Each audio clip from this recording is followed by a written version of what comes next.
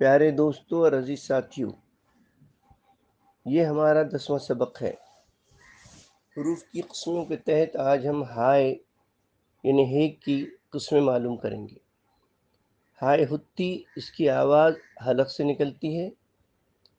ہائے whose, یہ آواز سیدھی ہوتی ہے، صاف ہوتی ہے اور یہ گول دائرے کی طرح ہوتی ہے۔ تیسری ہائے مخلوط یا درمیانی ہے، جس کو ہم دو چشمی ہے بھی کہتے ہیں۔ ہائے ہوز یا ہائے ہتی ہم نے جیسے کہ معلوم کیا ہے کہ اس کی آواز حلق سے نکلتی ہے۔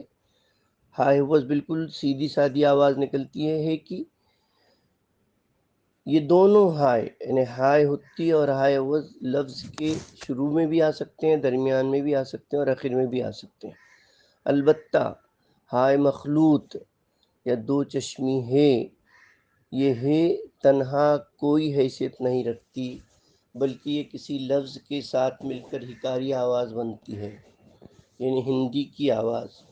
یہ لفظ کے شروع میں کبھی نہیں آ سکتی، البتہ یہ لفظ کے درمیان آتی ہے یا لفظ کے آخر میں آتی ہے، اور یہ کسی نہ کسی حرف کے ساتھ مل کر ہی اپنی آواز پیدا کر سکتی ہے۔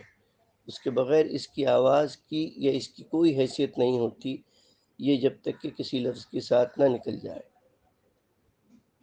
مثلاً بھ، پھ، تھ، ٹھ، جھ، چھ، کھ، گھ وغیرہ۔ اسی طرح انگریزی میں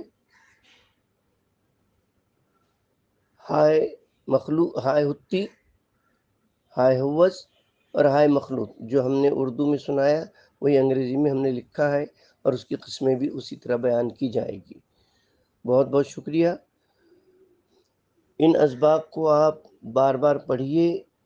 یہ ابھی ابتدائی مرحلہ ہے، جب یہ آگے بڑھے گا تو انشاءاللہ آپ کو خوب لطف آئے گا اور خوب مزہ آئے گا، اور خوب اس کو اصل میں اگر سمجھنا ہے تو اس کو لکھ کر سمجھیے، لکھنے کی پریکٹس کیجیے، تاکہ آپ کو اس کا اندازہ ہو سکے کہ کون سی ہائے کب اور کہاں آتی ہے۔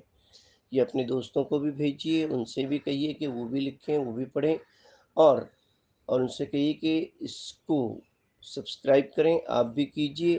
اگر آپ کو کوئی دقت ہے یا کوئی پریشانی ہے یا کہیں کوئی مشکل آ رہی ہے یا آپ کوئی مشورہ دینا چاہتے ہیں تو آپ ہمارے اس نمبر پر دے سکتے ہیں۔ ہمارا یہ نمبر 24 گھنٹے کھلا رہتا ہے۔